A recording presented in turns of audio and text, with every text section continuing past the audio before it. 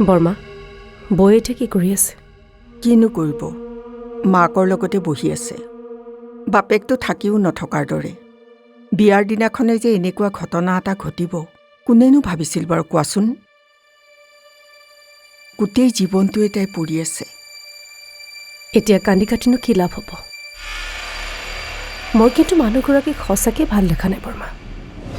আৰু দাদাই নিশ্চয় কিবা নহয় কিবা এটা গম পাইছিল, যাৰ কাৰণে আমি দাদাৰ নিচিনা মানুহ এজনক হেৰুৱাব লগা হ'ল। বৌয়ে নিশ্চয় দাদাক কিবা কৈছিল। সেইবোৰ কথা কৈ লাভ নাই। এতিয়া আৰু সেইবোৰ কথা উলিয়াবও নালাগে। ভৱিষ্যতৰ দিনবোৰৰ কথাহে চিন্তা কৰিব লাগে। আহিবলগীয়া দিনবোৰ কি হ'ব সেইটো গম পোৱা গৈছে বৰ্মা। আমি আগন্তুক দিনবোৰ থানা, কোৰ্ট, কাছাৰী সেইবোৰলৈ অহা যোৱা কৰি থাকোঁতে দিনবোৰ পাৰ কৰিব লাগিব।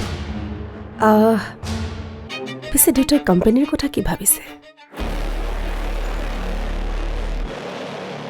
এইবোৰ কথা তুমি মোক সুধিলেও মই তোমাক এতিয়া একো উত্তৰ দিব নোৱাৰোঁ।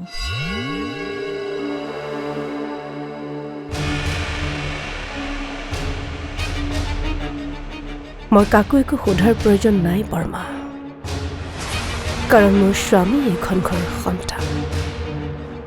গতিকে এইখন ঘৰৰ সন্তান হিচাপে তেওঁ কোম্পানীৰ অধিকাৰ ল'ব লাগিব, আৰু তেওঁৰ পত্নী হিচাপে সেই কোম্পানী মোৰ কব্জালৈ কেনেকৈ আনিব লাগে সেইটোৱেই অনুৱে ভালদৰে জানে।